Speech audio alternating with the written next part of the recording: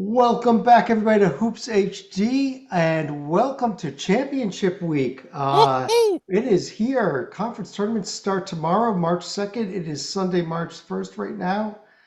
We are here for a bracket rundown show with a full Brady Bunch panel of at least 9, maybe even have a 10th joining in. Someone new also, if she is able to jump in later on. This is also a combo show. It's also our day zero, our preview show for our championship week, our championship week video notebook day zero, I guess we'll call it. But I'm your host, Chad Sherwood.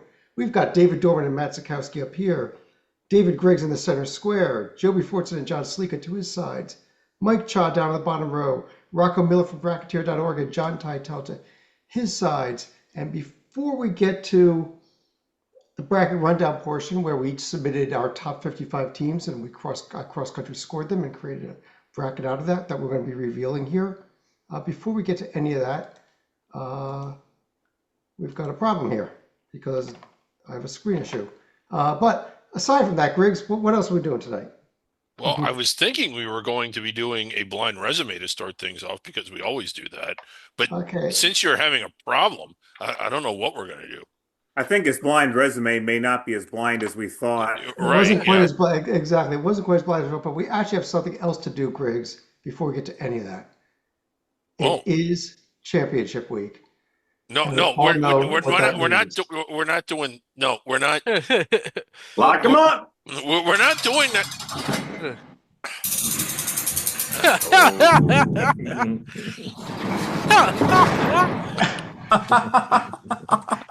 Everyone is safe. Griggs is in the Hoops HD Pump It Bunker 2026. You know, Joe Lenardi's not actually in a bunker. Like what sparked this off? Like there is no he's got he's got a kitchen. He can like go to the bathroom and you know, he actually goes home at night. You got a basketball. You got like 3 bottles of whiskey in there, Griggs. You got Yeah. a sandwich. No, There's there's probably a toilet you just can't see. Yeah, It's go to the bathroom. You got some friends there, little rodents. A He's got the sandwich. Rats bunker in from here. he's got the bunker from NYPD Blue. You should feel honored. But Is, let's, is, is that a Serta mattress that I see? maybe. No. It was maybe 50 years ago. Yeah. But anyhow, we do want to start things off here with a blind resume. Let's go ahead and pull it up here.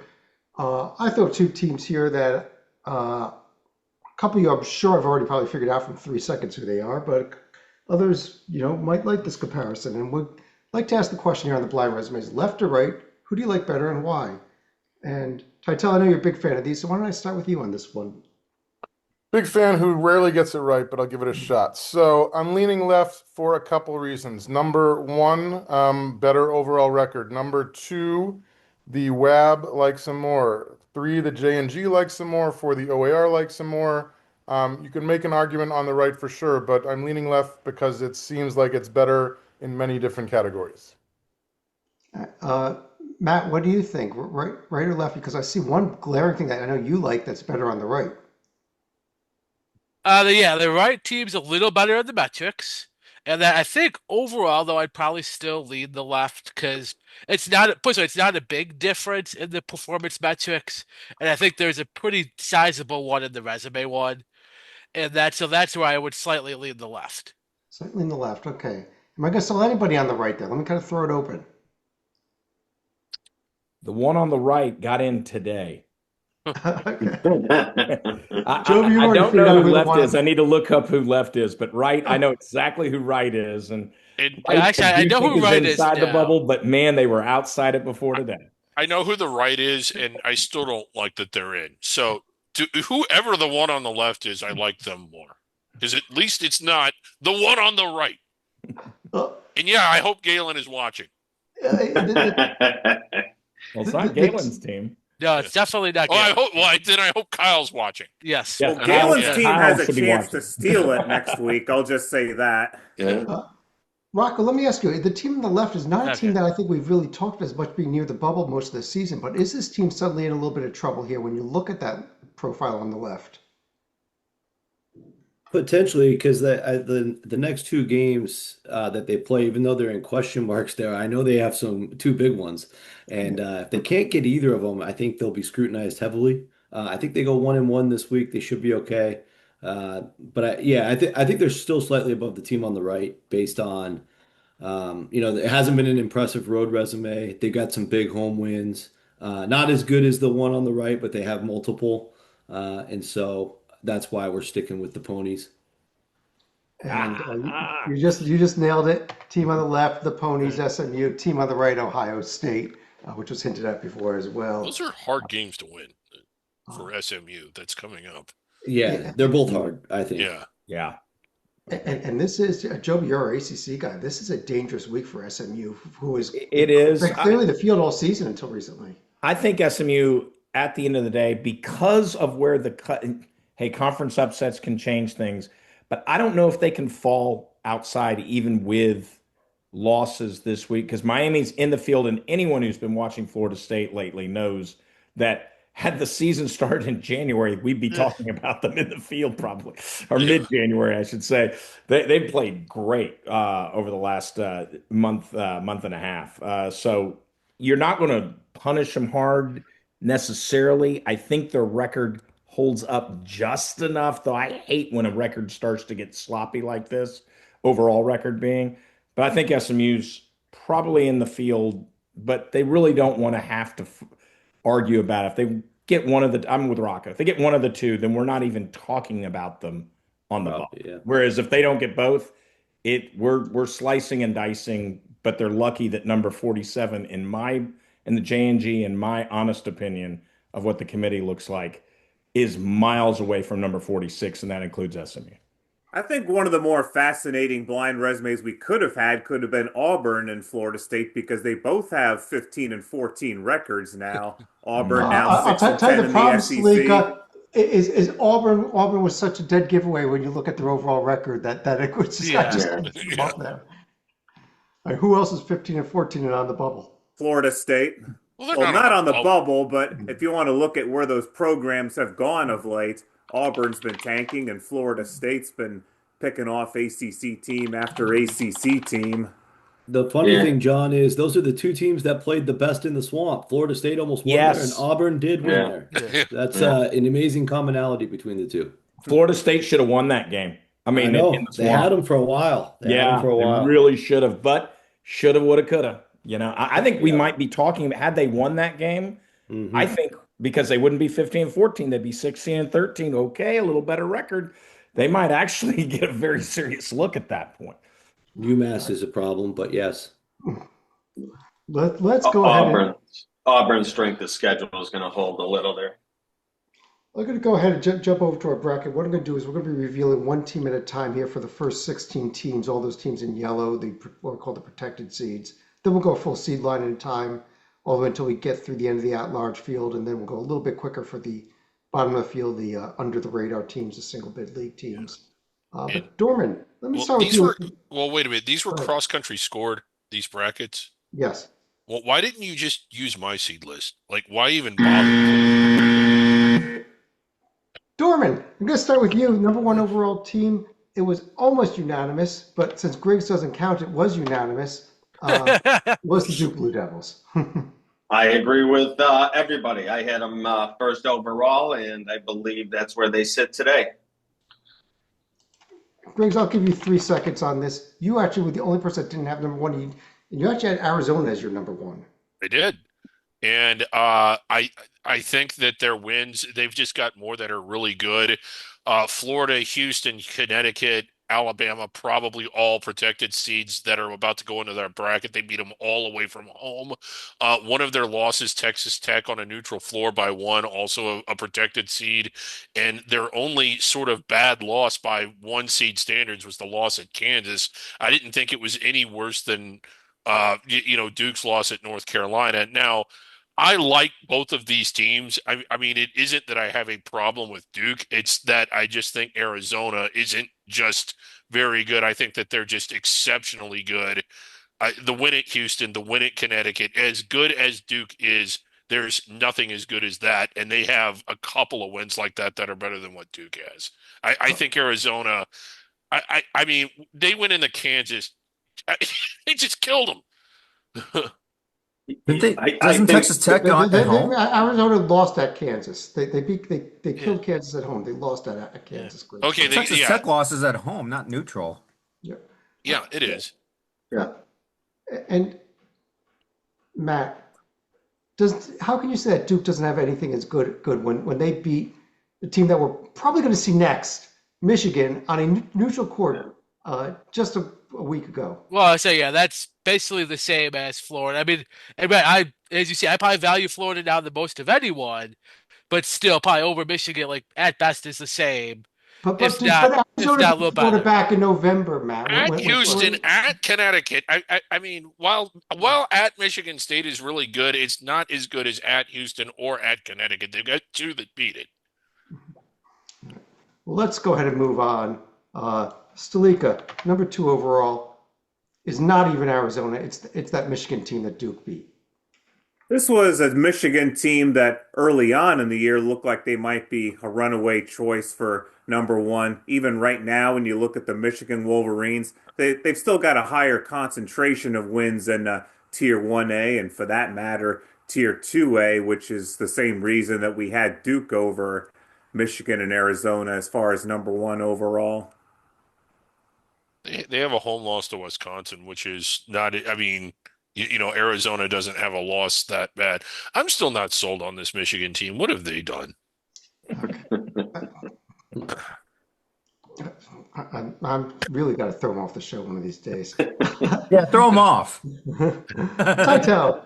Just cut the electricity in this bunker. No surprise, Titel. Your Arizona Wildcats got number 3 overall.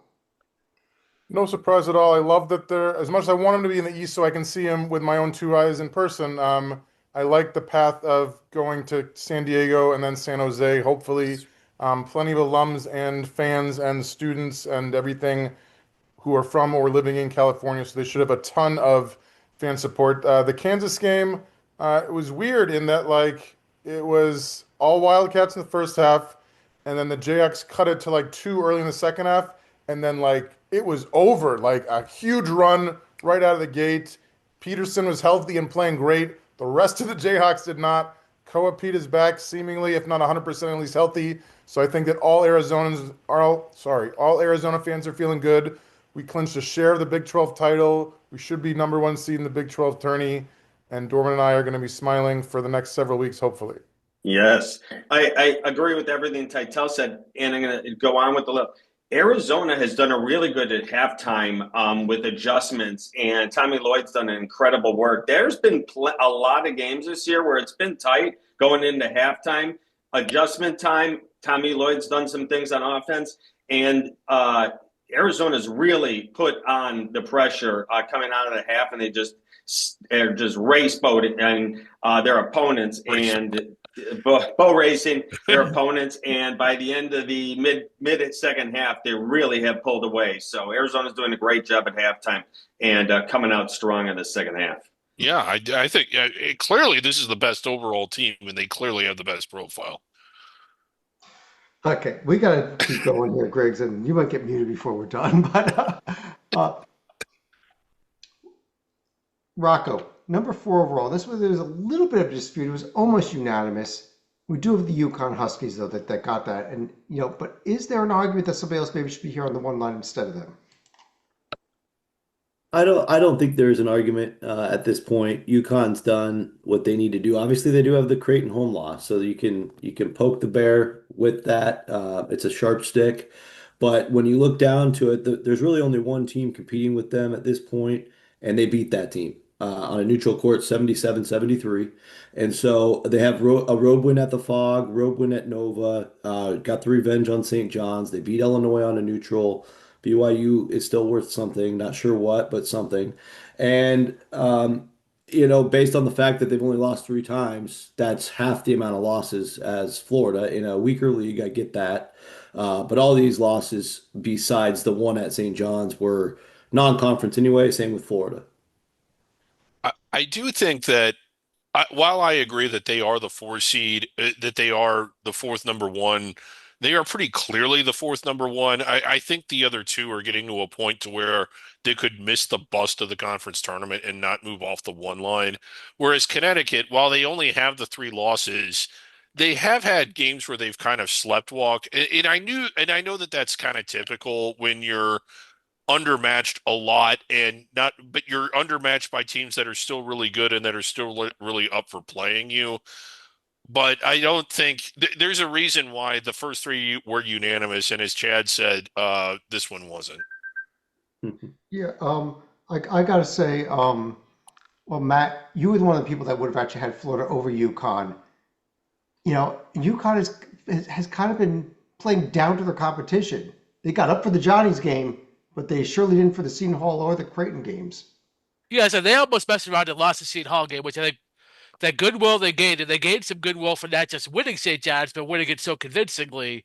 They almost gave it right back, losing at home to Seton Hall, where like Florida just blew out an Arkansas team that basically no one has done that to Arkansas this year. Florida ran them right out the O Dome. I love how Florida's playing. I think they're the better team. I think Florida would be favored by 4 or 5 points over UConn on a neutral court right now.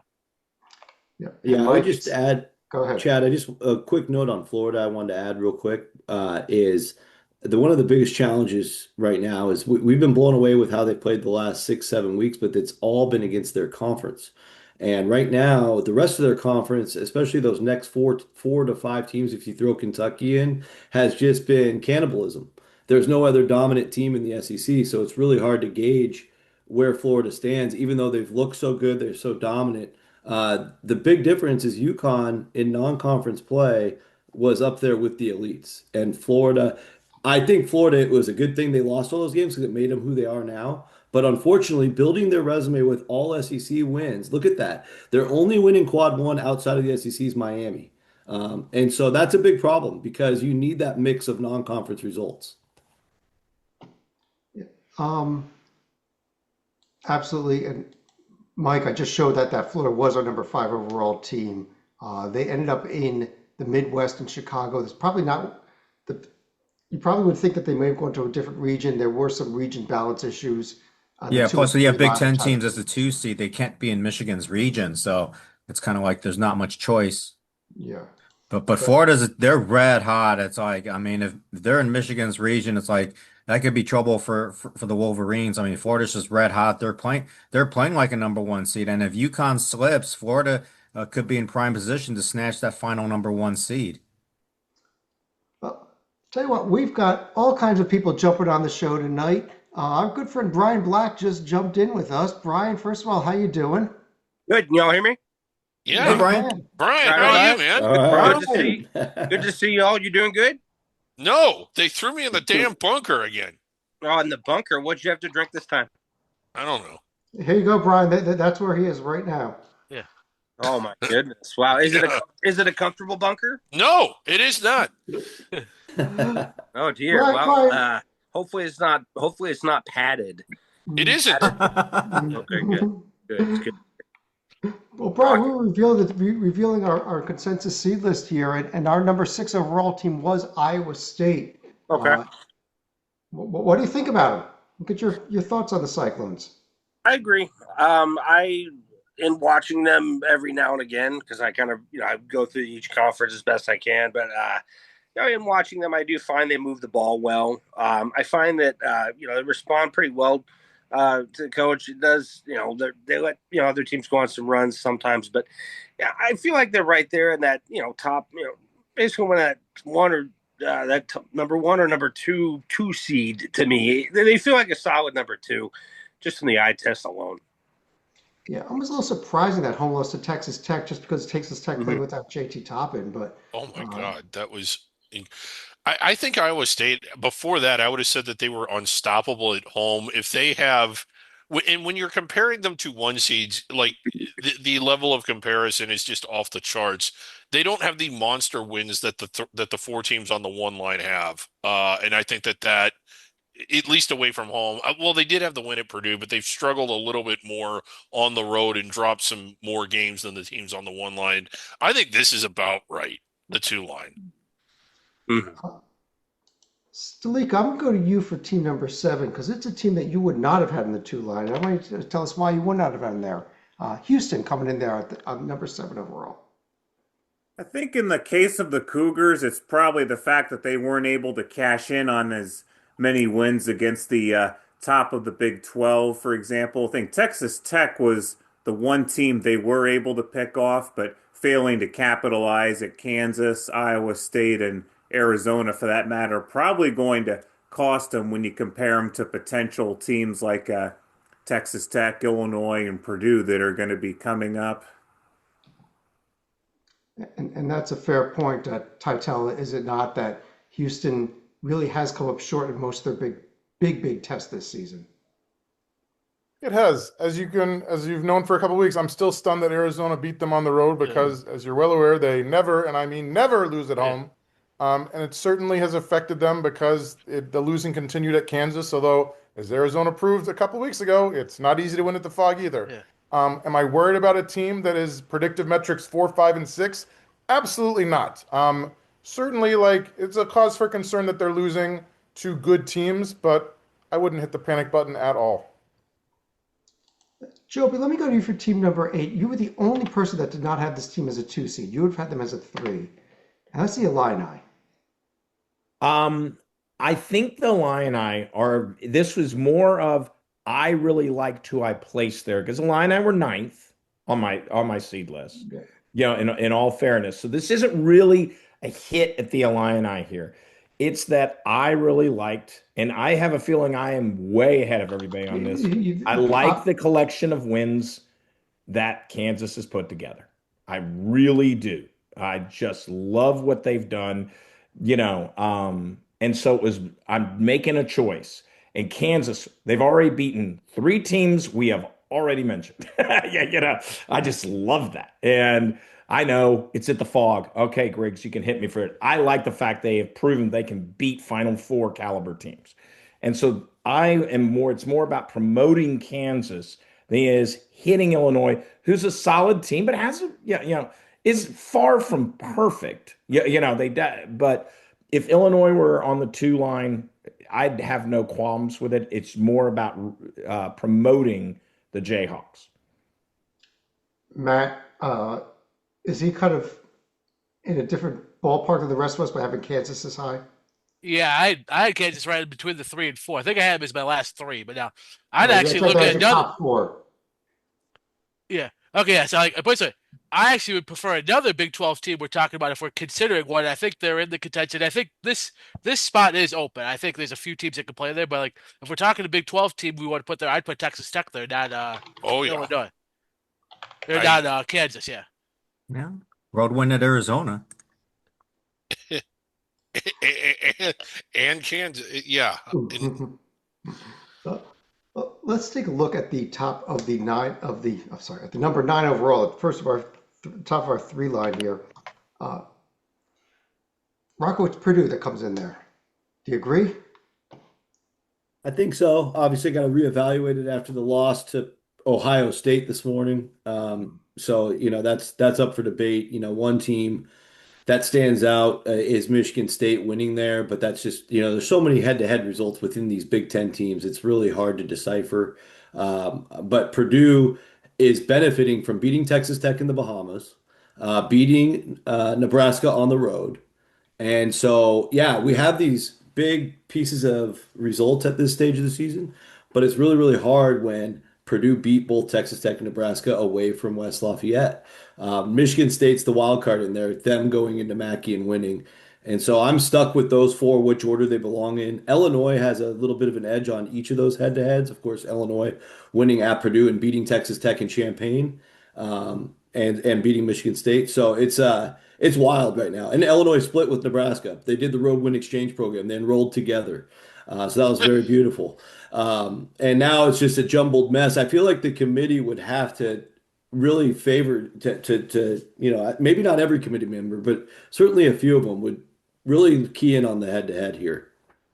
Yeah, I'll throw out there also that at Alabama was looking better and better. Yeah, the title in Tuscaloosa as well. It wasn't neutral. Yeah. Let me see who we up to now. Doran, Number 10 overall, it is that Texas Tech team that we discussed already. Still not seeing Joby's Kansas team, by the way. I agree They're with tough. this. I like Texas Tech. They have shown me a ton. They went into Ames over the weekend when everyone thought they were going to get blown out because this was the game where JT Toppin, whose presence was going to be not being able to play, was going to show through, and this is where they were going to get run out of the gym and the Hilton Magic. And you know what? Texas Tech got up on them good and never let up. And I think Grant McCasland is doing one of the best jobs in the country this year. I give Texas Tech all the credit in the world. I don't have them any. I can't see them any lower than this spot. They definitely deserve this spot. We see what they're doing without Toppin, and if they can go in to win in the Marriott Center and BYU to end the season and don't have a bad loss in the Big 12 tournament, I think they can even go higher than this in the bracket. I actually had them on the 2 line, and if you're watching the show right now, you can see the resume. If you're listening on Spotify, you need to get to YouTube so you can see the resume, but I'll read it. Duke, neutral floor at Arizona, both those teams on the 1 line. Houston at home, still pretty good, and then at Iowa State. That is a collection of wins that is better than any other collection of 5 wins that any team has. Period.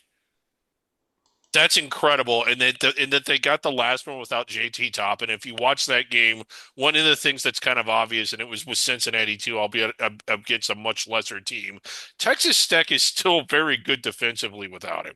Oh my God.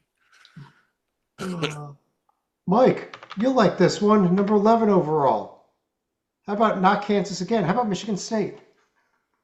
Yeah, I mean, this is March, and they say it's January, February Izzo. The win at Purdue has really turned things around in their favor. Otherwise, they were kind of flirting with the 4 seed, but beating Purdue at their place, and then winning today at Indiana. I mean, still that's a high quality road win, tier 1A win. Never count out Sparty, and especially now that the calendar has turned to March.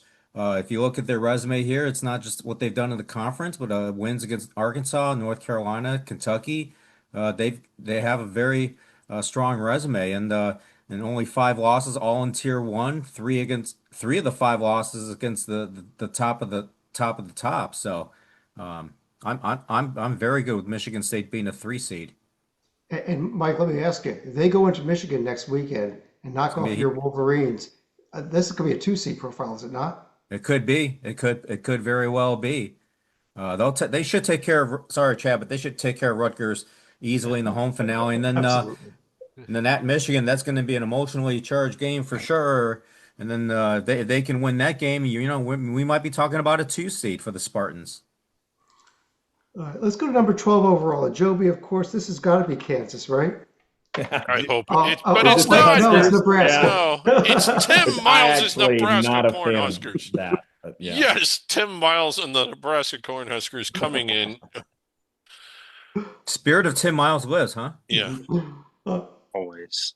Well, Brian, what do you think about this Nebraska team here? Is this really a 3 seed here? That they found a way to pick up a nice road win out west this weekend.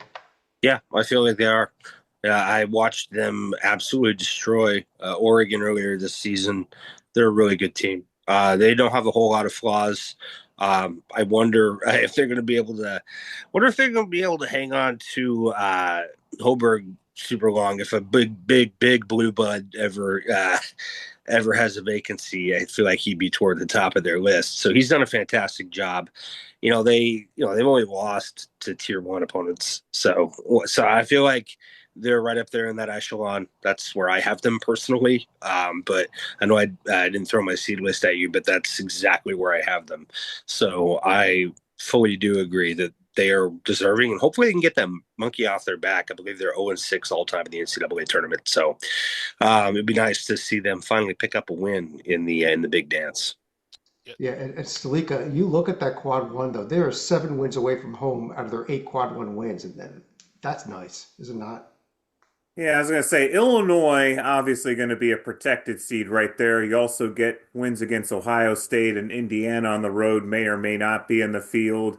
USC kind of faltering, but still a good win for the Huskers to keep in their back pocket and also throw in a neutral court win against New Mexico for good measure. If you look at the losses, Iowa is sort of the only game that they maybe blew, and it was still a hard game to win. I thought one of the most impressive games that they had this year was the game at Michigan, and I know that they lost, but I thought Nebraska was sort of playing above themselves and swinging over their heads and getting these wins. It wasn't until the Michigan game, the game that I lost, where I was like, "Holy crap! This is a They were missing two consistently players too. Yeah. This is a team that is a consistently solid protected seed, not one that's just riding high and that's going to come back down to earth."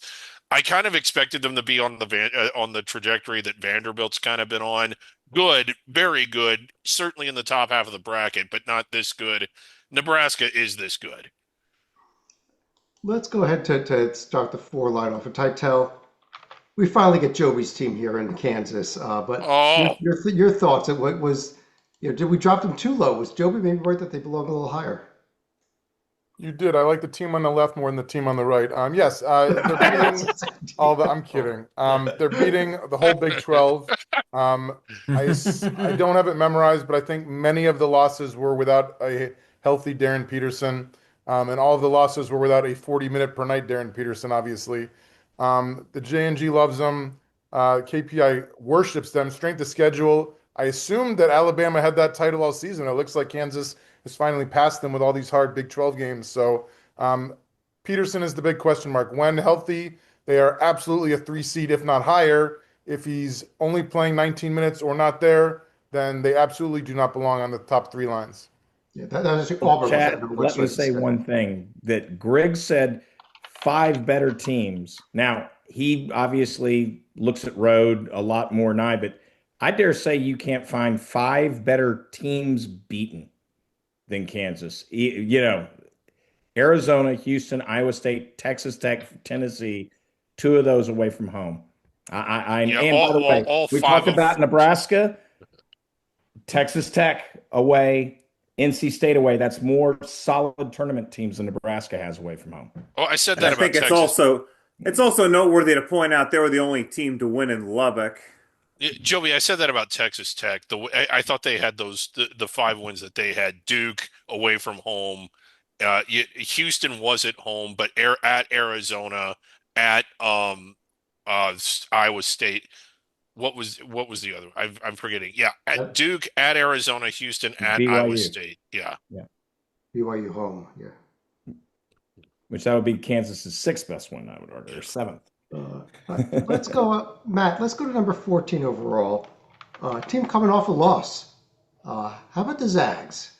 Yeah, unfortunately, I think definitely not a bad loss, and I think very, very much a St. Mary's. But at the same time, you look at everyone above them. Even one loss when it's not to quite the level of some of the other teams we're seeing that can drop you from like from the bottom of the 3 to the middle of the 4.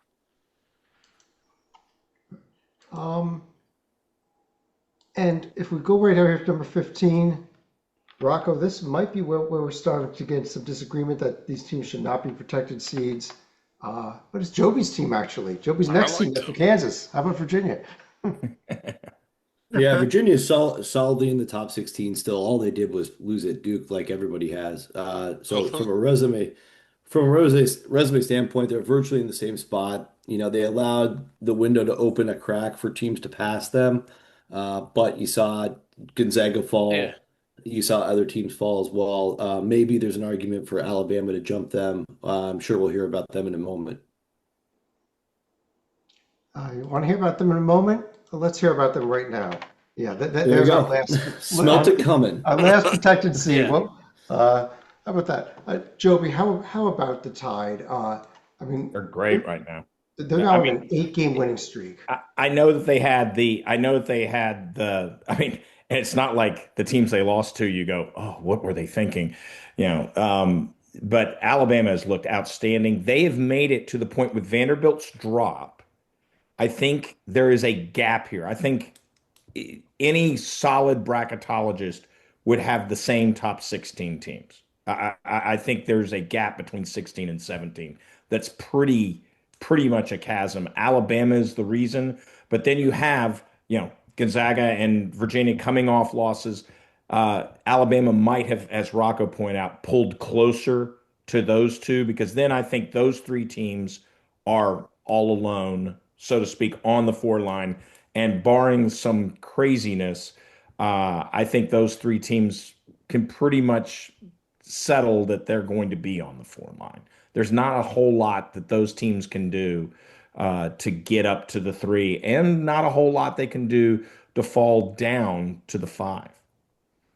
Yeah, amazing win yesterday. Also, be able to come back at Tennessee. I think that cemented them there. I think before that there might have been an argument had they lost that game, especially the way they were losing early. Maybe an ACC team would have belonged up there. Maybe the Tar Heels even. I'll just throw that out there for you. But let's go ahead, and what I'm going to do now is do one full seed line at a time as we go into the five line. Tytel, let me start with you. I throw all four of the five seeds. We've got that North Carolina team we just mentioned, Tennessee we just mentioned, Vanderbilt who we mentioned recently, and Arkansas. A lot of SEC, as it should be. I think that these are right around where I have them. So no veto, not that we're doing the no veto. It's a shame that all these teams have to travel around so much in terms of Tennessee heading all the way to Portland and Carolina heading all the way to San Diego, Arkansas heading all the way to Portland. Not that Virginia is going to have an easy flight either, obviously. The Kansas-Vandy matchup intrigues me the most just because the least travel for both combined, and the fact that you have the proven legendary Hall of Famer Bill Self against the unproven Mark Byington at Vandy. I think that one is going to be a fantastic matchup to see. I really trust in coaches who have proven themselves in March, and I don't love that matchup for Vandy if Peterson's healthy. Yeah. Dorman, I'm just looking at the numbers here. Of these four teams, the highest any of us had any of these four teams rated was 16. The lowest was 21, which means it was almost unanimous that these four teams were the five line. Yeah, when I got to my five line, it actually was one of the easiest spots I had on my bracket. I think they're clearly, I don't have any of these teams really contesting right now for the four line. I have Alabama ahead of all these teams by some margin. And then when we show the next line, I think you're going to show that these teams are significantly ahead of the next group that are going to pop on the six line. So I agree with everyone that it's pretty much these four teams are going to be cemented right now in the five line. But got a lot of conference tournaments, Tennessee, Vandy, and Arkansas all going to the SEC tournament. There are going to be a lot of big wins to be had there. So can they move up? Absolutely. Yeah. Matt, let me pull up the sixth line here, and I'll throw a quick caveat before there also. We've got Kentucky, Louisville, BYU, and St. John's. The little caveat is BYU actually came in as our top 7 seed. There was a major bracketing problem because they could only play in the West or South region, and both the 7-line pods play Friday, Sunday in St. Louis. So BYU got a slate not up over, I'll throw it out there, over Wisconsin, who should have been here. Yeah, that's where I think with BYU, you're going to have to do some movement. There might be a movement down at 1.2 at some point, because I know generally the preference is to move down, not up, I believe. But it's whatever. It was literally a one-team swap. Okay. They and Wisconsin were neck to neck. So a one-team swap up was an easier move for me at that point. Yeah, but that's what I'm saying, because of BYU having to play on a Thursday, Saturday pod, both times, and that they're going to have to be, you might have to do some movement with them, especially where they are in the bracket now. Right. But who else have we not heard from recently here? Rocco, let me ask you about these other teams here, though. Kentucky, Louisville, St. John's. You think this is right where they belong?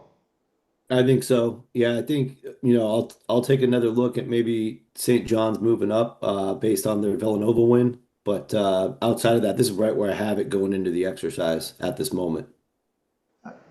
Griggs, you would not agree with Louisville here, would you have?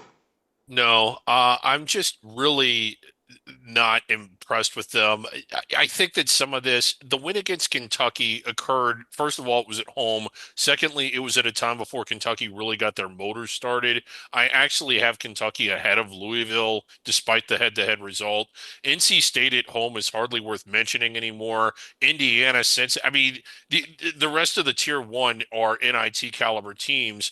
They're 3-7 on the road. Their best road win, I believe, is against Cal, and that's while that's decent at best, it's there. There's teams that we haven't selected that I think are better and have better profiles. And I'm just really kind of to the point with Louisville to where how many games do they have to lose and how many times do they have to like fail to pick up a quality win that's better than Kentucky and NC State at home before people realize that they're probably overvaluing them. Mike, let me go to you for our 7 line. I mentioned Wisconsin's going to be here. That, like I said, they should have been a 6. BYU should have been a 7. The other 3 are Miami, St. Louis, and Villanova.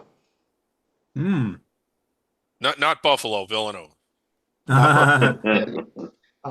Griggs made a little mistake on the website this morning, but we fixed it. I'm just checking mine. I had Villanova, Utah State, NC State, but now we're in an area where it's the difference is not as great. I mean, a week ago, 2 weeks ago, I would have had St. Louis in the 7, but they haven't really they've picked up some losses and even in their wins recently they've kind of struggled. Like they struggled at home against Duquesne recently. Villanova, Wisconsin. I had Miami as an I had them in the 8 line, but this is like I said, this past weekend there are a lot of teams in the middle of the in the middle of the bracket on down that lost. They had their chance to really make a statement and they didn't do it in the positive way. But so I mean, some disagreement for me personally, but I'm good with it. I mean, it's you can make a pro and con for a lot of teams in this area. Joby, I want to ask you, because you and I would have agreed on something here on this line here. You and I would have both had St. Louis a couple seed lines lower. Yeah, that's where I agree. I agree. Let me make it clear. I think St. Louis is in this field as long as they don't lose Loyola, Chicago, and Mason. They are at large worthy. All right, just I want to make that very clear. But you can't get past the fact they didn't just lose to Dayton; they got blown out by Dayton. And then now the roadie loss is starting to really hang. Like it's kind of like you could push the Rhode Island loss to the side, saying, well, everybody deserves a slip up. How they lost the Dayton. And then Mike pointed out very well on Duquesne, they're just not playing that great all of a sudden. I don't know if they're coasting or whatever, but there are enough good teams that we're going to be talking about that I think would beat, just plain simple, I think would beat St. Louis on a neutral court. And I might add, even the J&G, who's I don't agree with always, they're even saying right now, St. Louis is a 9. And part of it also, let me add one last thing, is that non-conference strength of schedule at 321 is not pretty. So it's not, they did rack up a nice record against a lot of crud, but do I think this is a tournament team? Yes. I don't want to over, criticize, but I don't think they're a top half of the field team anymore. Matt, I'm going to go through the 8 to you for the 8 line, where we've got NC State, UCF, St. Mary's, and Clemson. I specifically want to ask you about St. Mary's. It's a team that probably everybody in this field had the biggest variance. You had them the highest. You've had them a couple seed lines higher. A couple of us would have them a couple seed lines lower than this.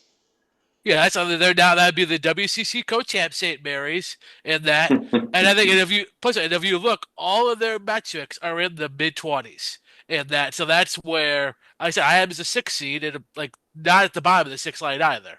And I like their overall profile. Now you got the big win to go with everything else, and that's I think that's what for me bumps them. In this case, a couple of seed lines just because that is the one thing their resume was missing. Is that big win. And also, I value Santa Clara a fair amount. So I think got to get both this week in pretty convincing fashion in both cases. Not just at the buzzer. They won both by double digits. And this, to me, I think 8's way too low for them. I guess I hate to play a little Griggs logic here, but where is their win away from home, even neutral? Where is their win away from home against anybody that's in this field? Tech's not far off, and that's, yeah, I mean, but I think this is again the volume of like they won most all their games away from home. They had maybe that one great one, but I think the volume of winning a whole bunch of decent, and then we're saying even like St. Louis, who I like a lot, I still has a 7 seed, and that puts it. St. Louis just lost to Dayton, just lost to Rhode Island. St. Mary's basically didn't do anything like that. All right. Tytel, what about the other three teams in this line? NC State, UCF, and Clemson. I love the ACC matchup, and I don't like NC State's chances. They've been fading fast, losing to the Irish, for God's sakes. I don't think Mike will have any worries about UCF because Michigan looks so good. I was kind of expecting Arizona's first matchup against a WCC team to be against the Zags in San Jose, but apparently it's going to be against St. Mary's in San Diego, which is could be the Paulus Morauskas revenge game, so a little concerned, but I think we'll certainly be favored as the 1 seed. And then Clemson keeps Clemsoning, even though they had a nice win the other day over Louisville. So I think UConn will cakewalk over them in that one. Yeah, I didn't mention it when we were revealing the 4 line, actually. Gonzaga should have been in the West with Arizona there, but there was a region balance problem, which ended up with Gonzaga going to the Midwest and Kansas going to the West. That's one of those little bracketing rules that are rather annoying for most people. But let's go ahead and jump over to the 9 line. And Brian, let me bring you back in because see some potential first round matchups here as we reveal the 4 9 seeds. NC State gets Georgia, UCF gets Texas, St. Mary's gets Utah State, and Clemson gets Iowa. Your thoughts on those 4 teams or 4 matchups? So, when I look at who we got, what are we looking at, the 9 line here? Yeah. So I don't know. We're starting to get to the teams that, in my opinion, didn't have quite as loud of a season as some of the rest of these, obviously. But I mean, the only one I'd kind of look at, I don't know, do you drop Georgia to the 10? Or do you then that's the thing is, do you drop Georgia to the 10 and bring up maybe Mizzou or UCLA? I don't know. UCLA, kind of iffy on. So with Georgia, I feel like they're the one to me. I feel like maybe we need to call into question a little bit. They did have, they do have that quad 3 loss or tier 3 loss to Ole Miss. So I don't know. You got to look at that one. But Mizzou, they don't have any quad 3 losses, and I know that that the wins are obviously something we got to focus on too. But look at that quad 3 loss. I think might push them below Mizzou for me. You have to take a look at them, but that's about the only question I have. The rest, I definitely agree on the 9 line. It's kind of funny you say that. I'll just reveal a little behind the scenes here. Georgia was the very last team on this 9 line. We haven't shown it yet. The top team on our 10 line was Missouri. We literally had the back-to-back Brian Sieber. But Rocco, let me ask you that question, though. Should Georgia really be behind Missouri? They're 2 games behind them in the conference standings. They had a worse non-conference strength of schedule. There's a lot that favors Missouri, isn't there? Yeah, except for Georgia won in Columbia. So if they're next to each other, they won on their floor. And if enough of it's even, I mean, I like Missouri's collection. They both won at Kentucky, right? Missouri won at A&M, but I have Missouri higher than A&M, so I'm more impressed with Georgia winning at Missouri. So it doesn't really matter. I mean, it's 33 and 34 for me. They're both 9s, very solid 9s, and yeah, it's not much to debate at this point. Now, if they were the last 2 teams on the bubble, it'd be different. But for now, that's what I think it's easy enough with everything else being fairly similar. Missouri had I mean, I don't know who does the net non-conference rate, the schedule that the committee uses, but it needs to be completely exposed because Missouri on Ken Palm's like 350th non-conference, and they deserve that. I don't know how they're getting away with this 205th, but anyway, that's if you really want to get in the weeds, I'll get in the weeds. But but right now it's they've both proven enough to be in, and they've had some bad and some good, and I think this committee's heading down a path of where you top out your resume, as Griggs loves to say, and I give the tiny, tiny edge to the Bulldogs. Yeah. Salika, 10 line, let's reveal it here. Miami gets Texas A&M. St. Louis gets Miami. Ohio gets up there to the 10 line. SMU and Missouri are the other two teams here. Miami is going to be the one team that's trending up. All the other three are, well, Missouri, I would actually probably have had them a couple seed lines higher because I think they've quietly put together some solid wins in the SEC, as Rocco has noted. Their one weakness, though, is they don't have anything of substance outside of the conference. You look at teams like Texas A&M and SMU, they are by no means safe in this tournament, and they better, especially in the case of SMU, they better not take the last week off or even lose their ACC tournament opener, because otherwise they're in real jeopardy of missing the field. Yeah, we talked about them at the top of the show. Dorman, what about Texas A&M, another team going in the wrong direction these days? Yeah, Buckyball had it going good for a while. I think it's partly the schedule got tough and they had some SEC games on the road. But the thing that impresses me is when we look at these Tier 1 wins for A&M, they're all on the road, at Georgia, at Texas, at Auburn, at Oklahoma. Now, I know none of the four of those teams are going to blow anyone away, but winning on the road in the conference is very difficult. We've seen some of our teams that are already in, even on the 5 and the 4 line, that couldn't win on the road in the conference. So I think A&M will get out of this funk. They get Kentucky at home, and then they get LSU on the road. I think the road wins will keep piling up with the game in LSU. I think they're safely in the field because I think A&M is much stronger than what the teams on the bubble look like. I'll tell you what, I'm going to take a quick break here before we go to the 11 line because we got another special guest joining us. First time we've had her on our show ever. I don't want to say your name wrong, so why don't you introduce yourself? Hi, everybody. I'm Yvetta Aberman, and really excited to be here with you guys. I've been a fan for a really long time now. So, I really appreciate everything you guys do and all the hard work you put into They locked me in a bunker. everything.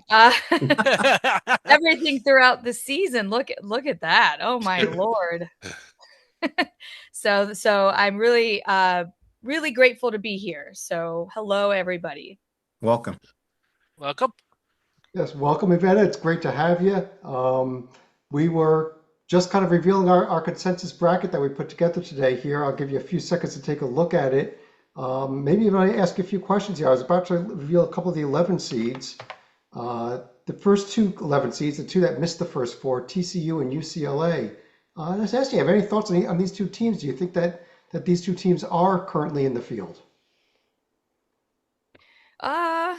So perhaps I don't know. It'll be interesting to see how things shake out. I would say maybe UCLA. I'm leaning more towards UCLA than TCU.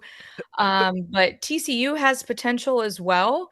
And I think that's a good place for them if they were to, if everything were to shake out as it is currently projected to. So yeah, but UCLA, I think a lot, they've got a lot of antics and things going on. So it's one of those things where I think they have some talent, but it'll be interesting to see. This is why I wouldn't make a good play-by-play commentator because, think on my feet. Hey, Not alone. So you're not alone there. Trust me. Way too certain things. I've normally passed out drunk and not on my feet, so don't. UCLA would do good for themselves by winning one of these final two games before they head to Chicago for the Big Ten tournament. Coming in on a 3-game losing streak would not be good for their hopes. Yeah, there's reasons to take both these teams and reasons to leave them out. TCU just has that anchor loss of New Orleans. You're kind of holding your nose at that in Notre Dame, whereas UCLA has losses, but they don't have any losses to teams that are 1,000 miles outside the bubble. The one thing about UCLA is that they don't like student sections. If they can't win UCLA, outside of Westwood. That's the problem Yeah. too. but you get the entertainment factor of Mick Cronin, and that's the next reason just put him into the tournament, correct? Were Yeah. there any issues with the Gopher student section or? I don't know. I would if Probably. UCLA isn't selected, I think they should just invite Mick Cronin and ask him questions during the games. I'm going to, Titel, I'm going to reveal the first of our first four matchups. It's going to be the South region. St. John's potential opponent in the 6-11 game there will be the winner of a game between Santa Clara and Ohio State. Do you agree with that? Especially Ohio State offered that win today. Well, I'm going to be the only John who agrees with that, as I know my fellow John has many strong feelings about the Buckeyes, who are, he doesn't have to like it, but they are trending upwards.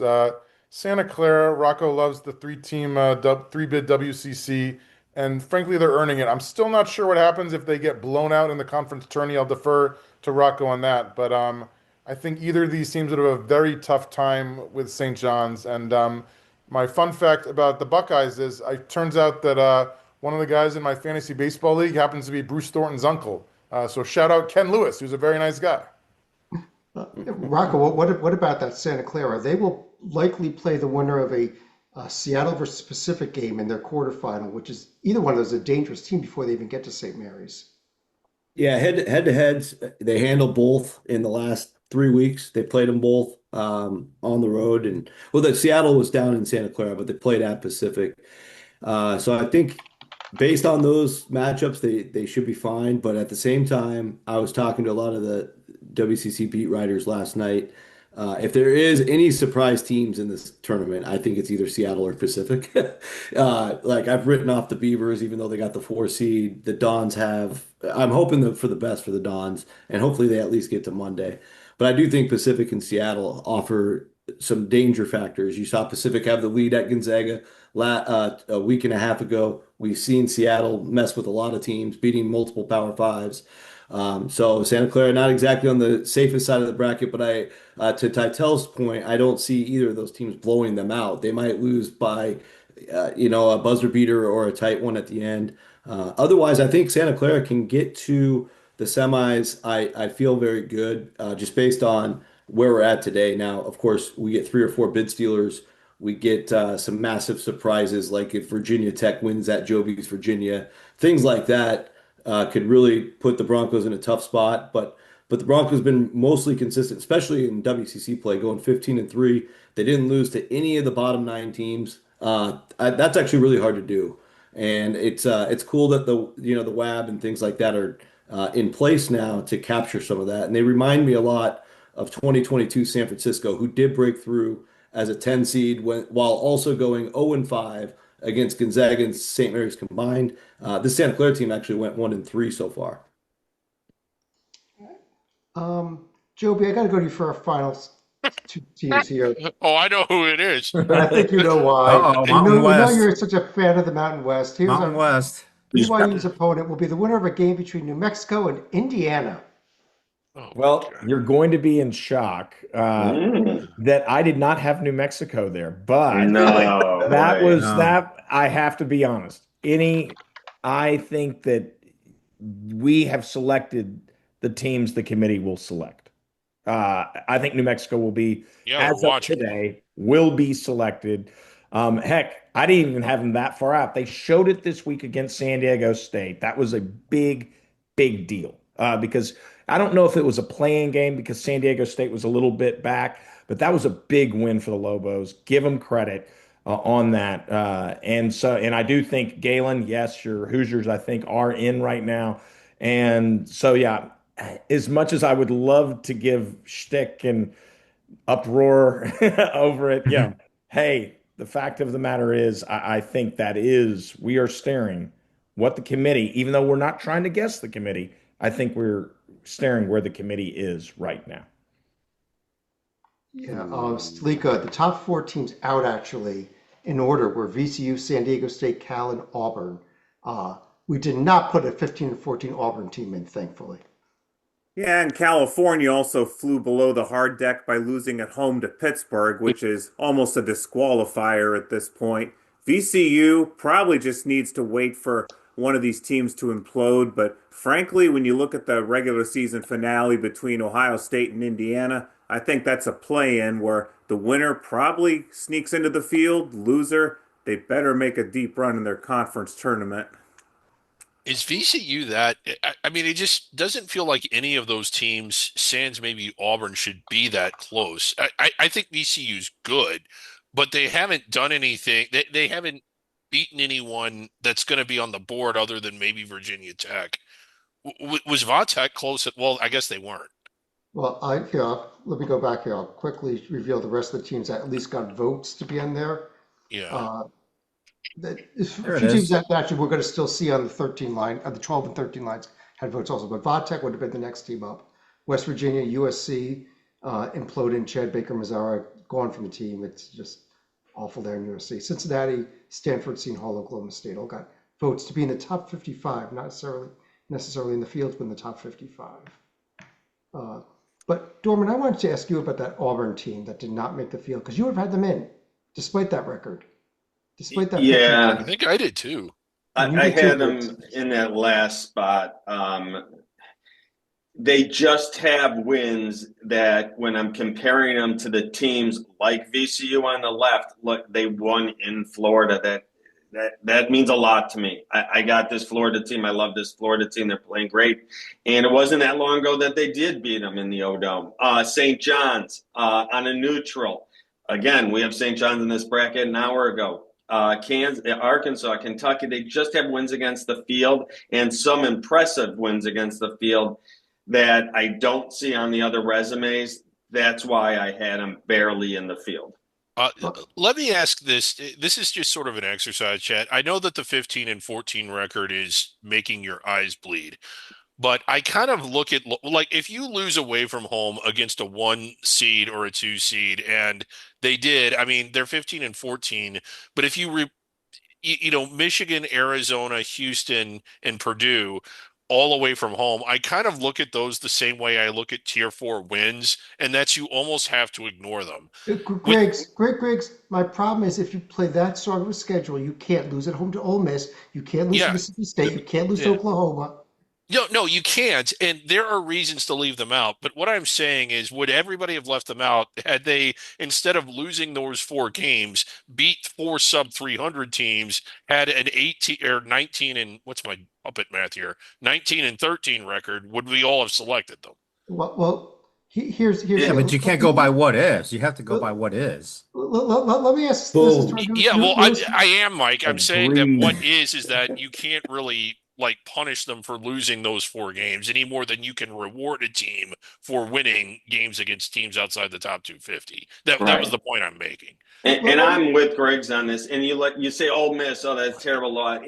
Ole Miss isn't the worst team, and they're not. They're okay. Like, look at that. They lost. VCU lost to George Mason. California lost to Pittsburgh. There's losses all over these team sheets when you get to these type of teams that I get the criticism against Auburn. I get it. Oh, yeah. Because it's ugly and there's some losses there shouldn't be. But, we could go through all these resumes like Cal that Chad just pulled up. Thank you. Pittsburgh. I think Ole Miss is better than Pittsburgh. I just do. They are. Yeah. Let me ask a question. Let me ask Ivana, our newest person here on the show.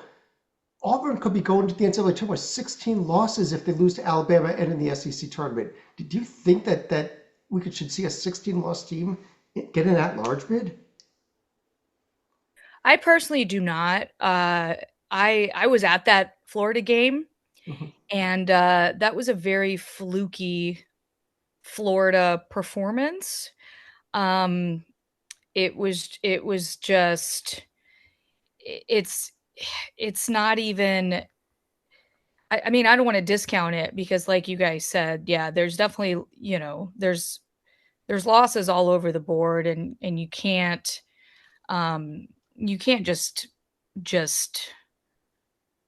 just put all your eggs in that basket. But I think the fact that, just looking at their performance since then, they have no business losing to some of these teams.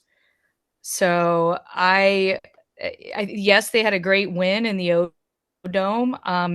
They caught, Florida sleeping that game. And I know it was very emotional with the Final Four rematch. But yeah, I mean, I think there's more deserving teams. So I think they're pretty much right where they should be, being in that, right on the cusp, but out, in my opinion. Let's go ahead and reveal the rest of the field here. Let's start with that 12 line. Brian, let me ask you, we got McNeese, Liberty, Belmont, and a little battle in Nashville there against Vanderbilt and South Florida. So, as far as the thing I would question here is, Liberty and what is our other number? What do we got here? Liberty is when I call into question. McNeese, South Florida, Belmont. McNeese. I feel like Liberty is probably, I don't know. That's the one I don't like as much in terms of, should we put somebody else like Ivy League champion, in there, and or one of the Southland obviously is in there too. I don't know, High Point, the Big South. If they end up winning the Big South as well, I don't know. Liberty is the only one I kind of call into question. I don't know if the Conference USA is some people.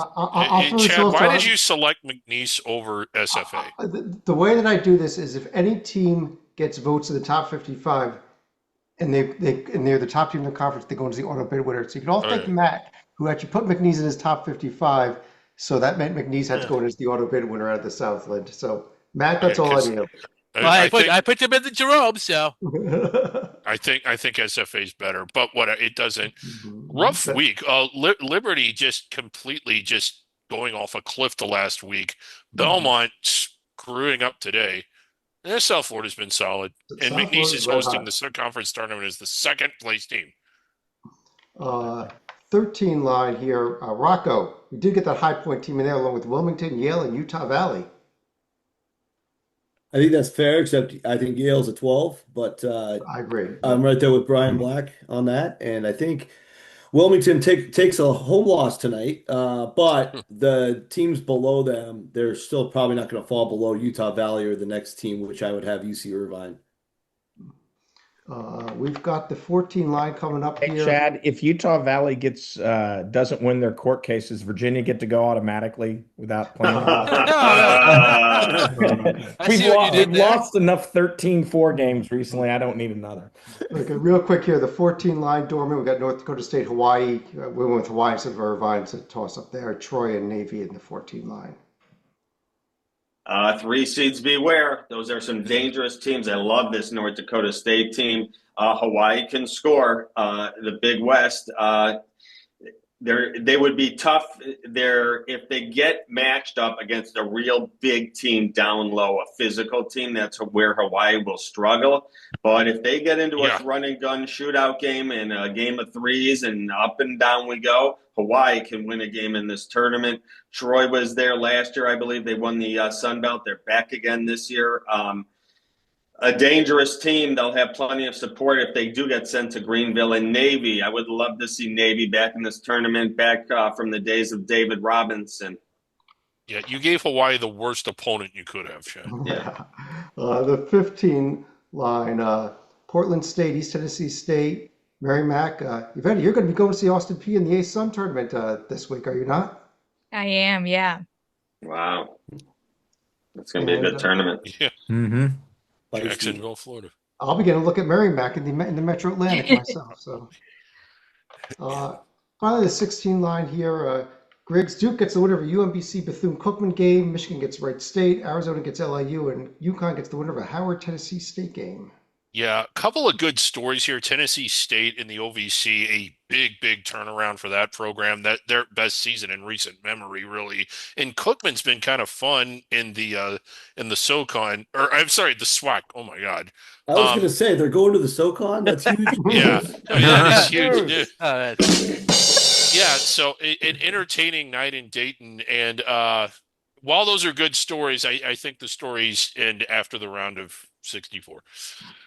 That does complete it, though. But before I go to any other to all of you for your final thoughts, it is the start of championship week. We will be coming to you every single night with our video notebooks where we go over everything that happened that day, preview the next day. And so if you'll take a few moments here to preview the one and only game that's coming up in championship week tomorrow night, Monday night. It is opening round day in the Horizon League. And who is not excited to see IU Indy at Cleveland State? I'm not sleeping tonight. I do not. Go ahead. Somebody take it. Somebody take a preview there. I know you probably do an hour IU Indy can score 110 points and still lose. They don't even bother to play defense. They try and shoot the ball, I think, in the first 8 seconds of the possession. If Cleveland State can get control of the game, they'll beat them just because once you throw them off balance, they tend to stay off balance. I think the real story is this like ridiculous drug-induced tournament bracket that we have here. Yeah, we have named the rounds. Go ahead, Rocco. I would also just add on to that. Cleveland State lost to IU Indy on February 7th and hasn't won since. IU Indy gave them the poison pill for the rest of the year. And after IU Indy won the game, they haven't won a game since. So something's got to give, but the last matchup certainly went in the direction of the Jaguars, the 82-74 victory. Yeah, the magic of March Madness. So it's the movable force versus the resistible. Yeah, pretty much. Yeah, we've got just this is what's tipping off March Madness, by the way. Just in case you're wondering about this format here, that's the opening round tomorrow, Tuesday and Wednesday. That's the quintuple finals. The quintuple finals, yes. Sunday is the I have no idea what the hell we call it finals in the middle there. Then we get the semis of the championship game. Just so it's the bracketed quarterfinal round. Yeah, Chad. One other note on this game. Dion Nessa is by far Cleveland State's best player. He got injured in the Wright State loss on February 15th, has not played since. And that has obviously played into some of these poor performances from the Vikings. They beat Wright State back in January, the 1 seed. So IU Indy has a little bit of a personnel advantage just because I do not believe he'll be available tomorrow night. Wow. Okay. Let me ask just a couple of you here quickly, since this is our first look at the Horizon League tournament. Who do you think is going to win this thing? I don't know. It's a crazy format. Obviously, the advantage to Wright State, Robert Morris, and Detroit, they are most likely they would never have to play that middle, I don't know what to call it, final round. If they win, they would get right into the semis. But Joby, you going with the favorite? You going somewhere else? No, I'm going with Robert Morris on this one. They've been sneaking up lately. And Wright State won the regular season title, and they've kind of had it locked up for a while. But Robert Morris has been playing better lately, and I'm going to go with a little more. I mean, it's not that Wright State's played poorly, but I like how Robert Morris is playing. Robert Morris is playing. I'll throw this out there here. Dorman, Detroit's having an incredible season. At Green Bay, the Doug Gottlieb story. Oh yeah, that's fun. And Detroit has beaten Wright State already at Wright State, and that's a watch for if that game comes up. That game would be interesting again. See if Wright State gets revenge. But there's some good stories in this conference tournament. Detroit Mercy, coached by a Tom Izzo disciple. Yeah, I'm not going with chalk at all. They've been really disappointing, but I think Oakland is capable of playing the best. That's my pick. Oakland can be good. Ivana, what do you think? I'm gonna go with Wright State this year, which is I don't mean to be chalky because the Horizon League tournament is always so volatile, and you almost never get the top seed as the champion. But I don't know. There's something I feel like they've created, and I agree about Robert Morris. I think they're definitely a contender, but I feel like they've been pretty consistent throughout the season. They had a few hiccups, but then I feel like they've created enough separation to where I can see them actually winning it this year. I don't know. I feel like there aren't as many sneaker waves in the league this season as there have been in the past as far as those like mid-tier teams. But again, it wouldn't be surprising. Oh no, and they've got the easiest path, and they've played really well too. So Let's Wright go State's the ahead. sensible pick. Well, like I said, we'll be back we'll do a regular Hoops HT report tomorrow night. We'll take a look at what happened in the Monday game. We'll preview Tuesday game, all the Tuesday games tomorrow night as well. And what we're doing during championship week is we're going to be updating our survival board every night. Just give you a quick look here at where we're starting off. Should have been scrolled up here, but this is our survival board. It's right up there on the website. Yeah. And as we record this, there's 342 teams left with a chance to make it. By the time we are done with championship week, it'll be 68. And by the time we're done with the NCAA tournament, we'll be down to 1. We got a long way to go here, though, Griggs. Yeah, and your team. We're in the final 342. I want to hang the banner and sell the shirts. Final 342. Unless your team is marked as eliminated, like Binghamton, you are in the final 342, and you could be a lock like Duke. You're in the NCAA tournament no matter what. You could be a bubble team like SMU. You may need to do a little more work to get in. Yeah. Or you could be like Boston College, and your only shot is with the auto bid, and you may not even. You probably won't even qualify for the ACC tournament. It just hasn't quite locked that up yet. But let's. I'm going to go ahead and throw if I can find the right button here, throw the screen back up again that we do with the bracket, and run through each of you for any other final thoughts you might have on anything that we discussed, or anything college basketball related, or anything else you want to throw out there. And Matt, let me start with you tonight. The one I'm looking at is right at the top of the bracket.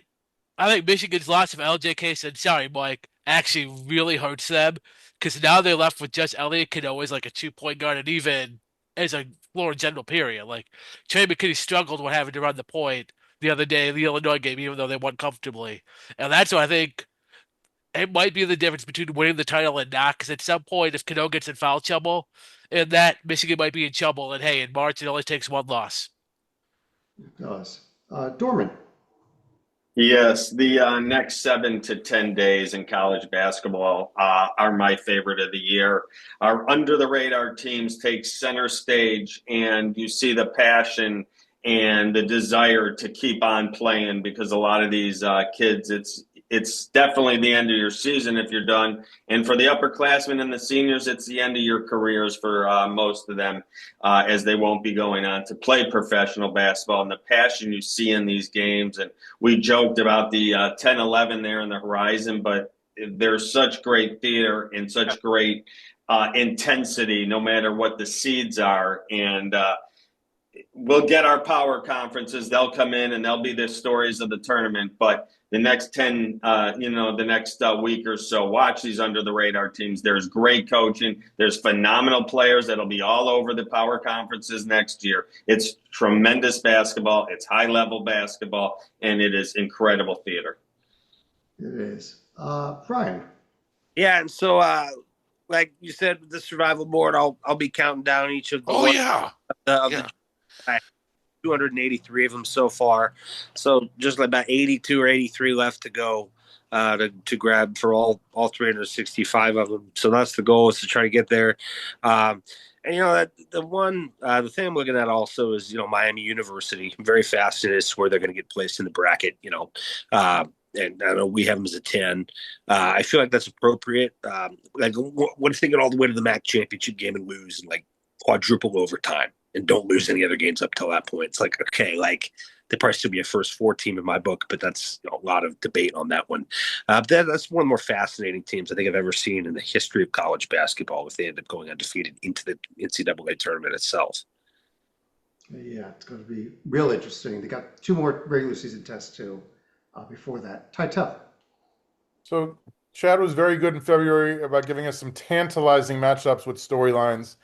We still have a couple of stuff. We could have Patino against Izzo in Philadelphia in the second round, but it seems like we're so close. Stalika and I are both pulling for the Miami versus Miami matchup, which it could happen as we're on the 7-10 line now. I would love to see Duke UCF maybe in the second round. Johnny Dawkins going against his alma mater. And of course, the Sean Miller Arizona game. Chad, we're so close. Give it to me. Oh, yeah, we were. Mike. Yeah, every year there's an average of 2 to 3 bid thieves. So I'm looking at New Mexico, Indiana, Santa Clara, Ohio State. you're going to have two, maybe even three of those teams be knocked out. So that's the thing to look for. And I'm really intrigued by the Miami of Ohio situation. Do they get in if they don't win their conference tournament? They do have 28 wins, but remember it's 26 Division One wins, and so it's very intriguing because yes, they have a gaudy record, but their strength of schedule is extremely poor, and they don't have a tier one or a tier two win. So it's kind of a flimsy 28-0 record, but I'm just very intrigued to see about the Miami of Ohio situation and the potential bid thieves here. Yes, absolutely. Stalika. I think a team that's in real trouble right now is going to be BYU. Ever since the Richie Saunders injury back in mid-February, the Cougars were already starting to go downward at that time. That downward trend has really accelerated now with losses against UCF, Arizona on the road, and now you add a loss at West Virginia over the weekend. They finished their regular season with a game at Cincinnati and also their home finale against Texas Tech. They're not going to be in danger of missing the NCAA tournament, but this is a team that could easily find themselves seated in the lower half of the bracket when you consider the selection committee has to look at the team without Richie Saunders going forward. Yeah, I agree with you. The team is really going the wrong direction right now. Joby. I hinted at it on the when you asked me at the very end of the bracket what you thought. For Titel, for Rocca, for the J&G, I actually think as we sit today, and Mike points out there are bid thieves probably still to come, but as we sit today, the difference between numbers 46 and 47 is a chasm. It is an easy group to select. And we selected it. Not because we're trying to guess the committee, because there's almost no way we wouldn't have, because the gap between where the at-larges and at-large worthy champions are is very large right now. That may change due to the bid thieves that Mike said, but as of right now, if there are no bid thieves, big I think, and there's no craziness that comes along the bubble like Ohio State taking silly losses and et cetera. You could have almost everybody that is worthwhile on Bracket Matrix get a 68 out of 68 because it's not hard to do looking right at this very moment.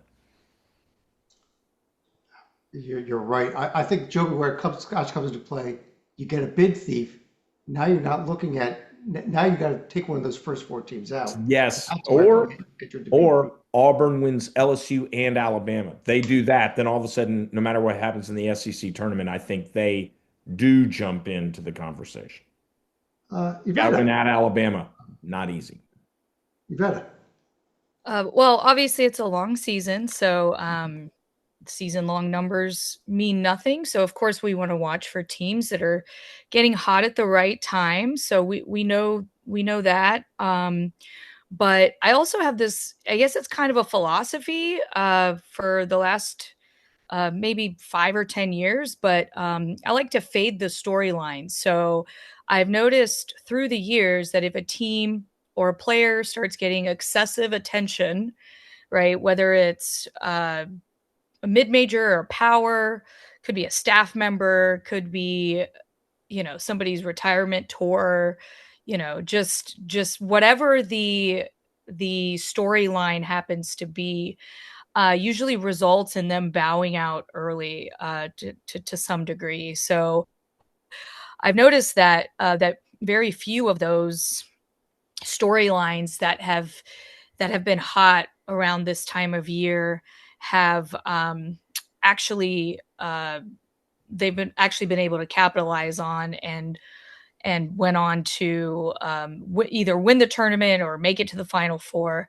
So that's kind of something that I always look for, and it's been the case for the last 4 or 5 years as well. So just something that I like to keep in mind as we get into March. Absolutely. Great. That is something you have to let us know if you find any too. So yeah. We were talking about your Florida State Seminoles before you joined, about if only the season had started in January, they'd be doing a lot better. Yeah, they're finally starting to find their groove. So I think they can definitely make a deep run in the ACC tournament. I don't think they have the horses to win the ACC tournament. I wish I could say something different, but I think they can definitely make a deep run and surprise some people for sure. Yeah, they're definitely good enough to break some stuff. Rocco. Yeah, well, I first of all didn't get to address the bubble, but I would strongly disagree with the inclusion of the Indiana Hoosiers, and perhaps that's a byproduct of submitting the list too early before that game was over today. Because as we sit here now at 7:30 my time in the West Coast, we're looking at an Indiana team, Chad, that is currently 10 and 12 in meaningful games, with 7 of those 10 wins 2B or worse. Quad 2B or worse, or where 7 of those 10 wins exist. And so when you look at that, they really only have home wins over Purdue, which is, solid, and Wisconsin, which was an overtime win, and a road UCLA win, which was also an overtime game. Not exactly convincing. And right now, I'm pretty sold that the bad has outweighed the good. I had them out after the Northwestern loss earlier this week. Now they're even further away from being selectable. They finish up, of course, with games against Minnesota at home, a team they've already lost to, and they got to go to Ohio State in a bubble classic to finish up. So you get those 2 wins, you get back to 12 and 12 and meaningful. Maybe they'll squeeze into the spot we have them now, but for me, they're at least 2 wins away from the spot the group has them. Outside of that, a couple quick hitters. I didn't hear Nate Ament's injury mentioned during Tennessee. I think that's a huge thing to keep an eye on potentially. He tweaked both his knee and his ankle, only went 11 minutes in that Alabama loss. Big reason why Alabama came back. And he only scored 2 points in the game. And if you've been tracking Tennessee's season, he's a huge catalyst for why the Vols have evolved to where they are. I mean, they weren't playing that great early in the year, but that big win over Vanderbilt, it was all Nate Ament. Now, if Ament is out for extended time, that's seriously going to be discussed in the committee room and beyond. So keep your eye on that. Hopefully, for his sake, he's available. He's an unbelievable talent on his way to the NBA next year. So we only get him for another month, even if he's available. And last but not least, the matchup you have there in the first four between Santa Clara and Ohio State. I'd be remiss if I didn't mention Christoph Tilley, the Ohio State big man, played 3 years for the Broncos, and now he's the starting center for the Buckeyes. Probably wouldn't mean a lot to Ohio State, but it would be a special opportunity to play against the big German for these Santa Clara people in my neighborhood. So that would be special if they played each other. I'll just throw this out there. I agree with you completely about Indiana. I would have had the 4 or 5 teams out. The trouble is who else do you put in there instead? I lean to VCU just on the only one who has a big record, but it's tough right now. Greg, so we're going to finish off with you. I know you need the screen share, so I'm going to go ahead and take this down here. And yeah. First, real quick, we talk about bid thieves. It's just the way that things are lined up. I think we will see one in the WAC. I just think Akron's really good. I think we might see one in the A10, but there aren't that many opportunities like there were in the past just because there's no under the radar teams inside the bubble. But getting onto that, let's see, getting past that here, and I had time to get it set up and haven't. Let's see. Can you get the? Okay, there it is. So, and I've messed I this hope you're up not before. selling us something again. Well, yeah. I mean this is just one of the things I've done. Is it should be coming up here, and this is just an unbelievable service. I try and help people out, and if you're not involved, like in just the modern day, artificial intelligence is big, and I am launching as of now Griggs AI. There it is. There's the interface for it. It's going to be there. And this will provide genius level intelligence. The special launch rate now, if you order now, it's $699 a month. And if you want to ask it a question, it's an additional $5 you can there to purchase. But Chad, you're acting. Chad, we are going to be demonstrating this during championship week. Every night we are going to ask it basketball related questions. Wait, you expect me to pay the $699.99? Yeah. I mean, if you want to demonstrate it during championship week. Well, we're going to get back to this tomorrow night, Greg. So this is ridiculous, absolutely ridiculous. Let me turn off the screen share here. I do want to take a chance to thank everybody for joining us. Look at this crowd of what we got. 11 people. This is an That'd be an all-time high. Must be March. Yeah. Yeah. All right, guys. Great job, everybody. We will be talking to you again back tomorrow night and every night the rest of the way. It'll We're a going to be combo debuting Griggs AI tomorrow. On the other, we got David Dorman, Matt Negative. Zagorski, Joey Fortune up top here. Second row, right across, we got John Sleeka, John Titel, Mike Cha, Rocco Miller. Bottom row, we got David Griggs, Iveta, I don't want to miss, Abramian, did I say it right? That works. That works, okay. And Brian Black, I apologize. I'm Chad Sherwood. Thanks for joining us. We'll be talking to you again real soon.